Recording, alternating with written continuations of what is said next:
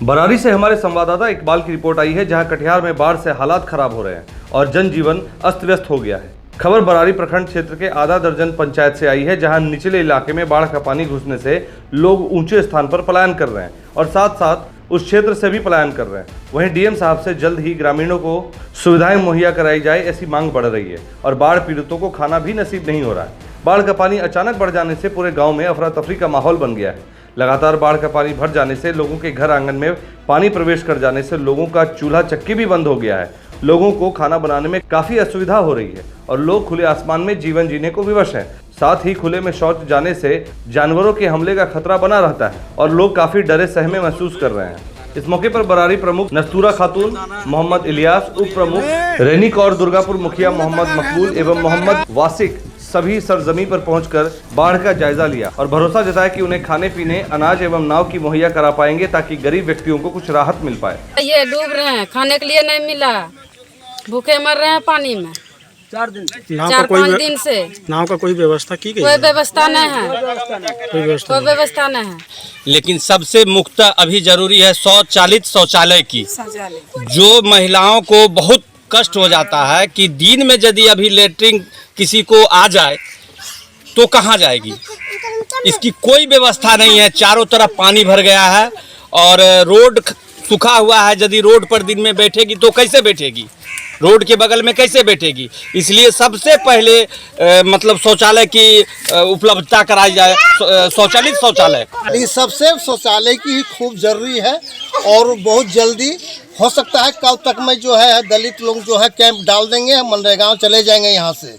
कई मैदान कहाँ करेंगे, कहाँ झाड़ा मैदान करेंगे जो फिरेंगे, कष्ट हो रहे हैं। ये लोग जो है कल घर छोड़ देंगे, कल सुबह तक 10 बजे तक मनरेगा जाएंगे और हमारा आवेदन यह है कि सरकारी हमको मदद मिले, वहाँ खाना खिचड़ी खिलावे और सब कोई गरीब वहाँ रहेंगे माल जाल लेके। कटिहार से कांग्रेस के युवा नेता इजहार अहमद पटना हुए रवाना।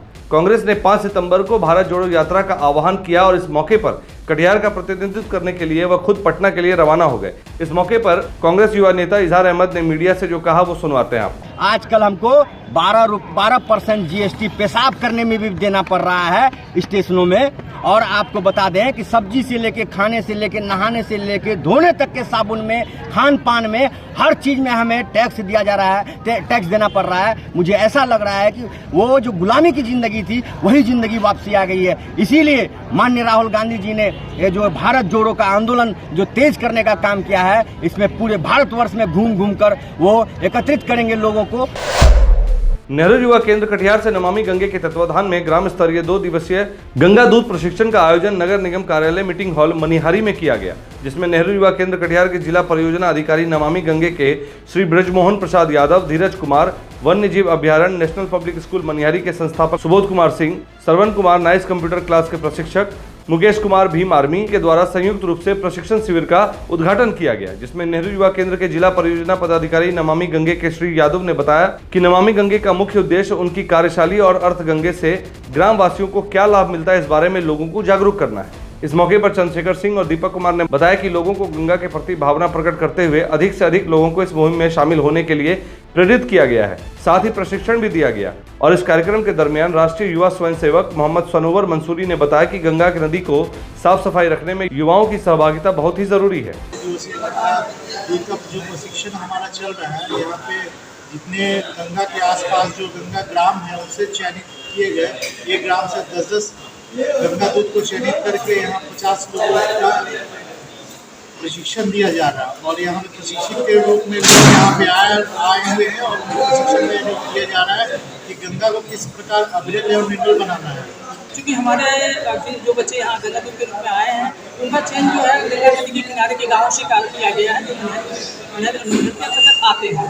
तो हमारा काम है कि नदी को संरक्षण करना, वन्य जीव जो नदी में पाए जाने वाले हमारे जलीय जीव हैं, राष्ट्रीय जलीय जीव डॉल्फिन वगैरह हैं, कछुए हैं और हमारा साथ में पास में जो निकलता है घोंघा। कटिहार में फिर एक बार शराबबंदी को मुंह चढ़ाती हुई खबर आई है, जिसमें कटिहार में एक शराबी देवर ने अपनी ही भाभी पर चाकू से वार कर उसे गंभीर रूप से घायल कर दिया। तत्पश्चात घायल महिला को इलाज के लिए सदर अस्पताल लाया गया। यह घटना रोहतारा थाना क्षेत्र के गोविंदपुर गांव की बताई जाती है, जहां घायल महिला के पति बाहर रहकर काम कर रहे थे और महिला अपने बच्चों के साथ घर में अकेली रहती है, जहां उनका छोटा देवर नीरज चौहान शराब पीकर घर पहुंचा और बिना किसी बात के उनसे लड़ाई करना शुरू कर दिया। इस दौरान देवर ने चाकू निकालकर अपनी ही भाभी पर हमला कर दिया। खबर कटिहार की है, जहां हत्या के पुराने मामले में फरार चल रहे एक अभियुक्त को आदर्श नगर पुलिस ने कोलकाता से गिरफ्तार किया है, जिसे कागजी कार्रवाई के बाद जेल भेज दिया गया। बताया जाता है कि आजमनगर थाना क्षेत्र अंतर्गत गायगट्टा पंचायत के गजौट गांव में ससुराल वालों के द्वारा दामाद की हत्या कर लाश को पानी की टंकी में डाल दिया गया था और कई महीनों के बाद इस मामले का खुलासा हुआ और ये मामला 2021 का है और इसी मामले में मृतक की माता नाहिदा खातून ने आजमनगर थाने में मामला दर्ज कराया था। फिर उसके बाद आजमनगर पुलिस लगातार छापेमारी कर रही थी और इसी मामले में थाना अध्यक्ष राजीव कुमार झा ने बताया कि वर्ष 2021 के हत्या का मामला और उसी मामले में कोलकाता से नामजद अभियुक्त की गिरफ्तारी हुई है। खबर मनियारी की है, जहां विद्यालय में चल रही कक्षा के समय ही 3 छात्राएं स्कूल से निकल विद्यालय के पीछे बाढ़ का पानी देखने चली गई। नतीजा यह हुआ कि एक छात्रा का चप्पल पानी में चला गया और चप्पल निकालने के लिए छात्रा जब पानी में गई तो फिसलकर डूबने लगी और उसके साथ गई 2 छात्राओं उसे बचाने के लिए पानी में घुसी तो तीनों पानी में डूबने लगी। बगल में पटसन छुड़ा रहे किसान ने 3 बच्ची को डूबते देखा तो हो हल्ला करना शुरू किया और उसे बचाने के लिए पानी में कूद गया। उन्होंने तत्काल 2 बच्चियों को निकालकर किनारे रखा और तीसरी बच्ची को पानी में ढूंढने लगे और काफी खोजबीन के 1 घंटे के बाद बच्ची को बाहर निकाला गया, जिसे तत्काल अनुमंडल अस्पताल ले जाया गया और अस्पताल में डॉक्टरों ने बच्ची को मृत घोषित कर दिया। जिसके बाद बच्ची के परिजनों में कोहराम मच गया और चारों ओर चीख पुकार मचने लगी। घटना के बाद पूरे गाँव में मातम का माहौल पसरा हुआ है। मामला पूर्णिया जिले के भवानीपुर थाना क्षेत्र अंतर्गत सिंघमान गांव की है, जहां गांव के रहने वाले कीर्त्यानंद शर्मा, जिनकी उम्र 65 वर्ष बताई जा रही है, उन्हीं की पत्नी और बेटे ने जमीन के लालच में बुजुर्ग की गला दबाकर हत्या कर दी। इसके बाद लाश को घर में ही गड्ढा खोदकर दबा दिया। साथ ही पत्नी और बेटे ने बुजुर्ग के गायब होने की अफवाह भी फैला दी। रविवार को घर के कमरे में 5 फीट अंदर गड्ढे से लाश मिलने के बाद गाँव में सनसनी फैल गई। खबर पूर्णिया की है, जहां एक पत्नी ने अपनी प्रेमी के साथ मिलकर पति की हत्या की प्लानिंग कर दी। 2 दिन पहले पत्नी अपनी प्रेमी के साथ भाग गई और उसके बाद प्रेमी ने फोन कर महिला के पति को बुलाया और कहा कि अपनी पत्नी को ले जाओ। पत्नी के आशिक ने बड़े ही शातिराना अंदाज में पहले तो उसे अपने घर बुलाया, फिर उसे पूरा शहर घुमाया, खिलाया पिलाया और शराब पीने के बाद चाकू से गर्दन काट दी। युवक की हालत काफी गंभीर बताई जा रही है और उसका इलाज चल रहा है। महिला का पति जब नशे में धुत हो गया तो उसके प्रेमी ने उस पर हमला कर दिया। वो चीखने लगा, जिसे सड़क से गुजर रहे एक ऑटो चालक ने देख लिया। ऑटो चालक के वहां पहुंचते ही हमलावर भाग गया। यह घटना शनिवार देर रात की बताई जाती है, जहां गुलाब बाग गुंडा चौक के पास पेट्रोल पंप के पास यह घटना घटित हुई। इस बात की सूचना पुलिस को मिलते ही पुलिस हरकत में आई और अस्पताल पहुंची और मामले की जांच में जुट गई। आजकल सभी लोगों को मोबाइल की ऐसी लत लग गई है कि अगर वो मोबाइल से 1 मिनट भी दूर रहे तो लगता है पता नहीं क्या हो जाएगा। और ऐसा एक मामला आया है जो बहुत चौंकाने वाला है। आपको बता दें, मोबाइल हैंडसेट चार्ज करने के लिए लोकल चार्जेस का इस्तेमाल करने के दौरान एक छात्र की करंट लगने से मौत हो गई। घटना मधेपुरा जिला मुख्यालय के वार्ड 3 की है, जहां शुक्रवार की देर शाम यह घटना घटित हुई। मृतक बालक की पहचान शशि कुमार दास के पुत्र शिवम राज के रूप में की गई है। शशि दास ने बताया कि उनका पुत्र 7वीं कक्षा का छात्र था और उन्होंने बताया कि उनका पुत्र अपने कमरे में हेडफोन चार्ज में लगा रखा था। इसी दौरान हाई वोल्टेज करंट प्रभावित होने लगी। इससे उसके दोनों हाथों में बिजली का जोरदार झटका लगा और बेड पर लेटे होने के कारण करंट प्रवाहित चार्जर तार उसके सीने में संपर्क में आ गया, जिसकी वजह से उसे गहरा जख्म हो गया और वह बेहोश हो गया और जब तक उसे सदर अस्पताल ले जाया गया तब तक उसकी मौत हो चुकी थी। बिहार में शिक्षा को लेकर हमेशा निरस्ता ही देखी गई है और इसी क्रम में बीएन मंडल विश्वविद्यालय में बीएड प्रथम वर्ष, द्वितीय वर्ष व स्नातक पार्ट 1 के छात्र रिजल्ट का इंतजार कर रहे हैं।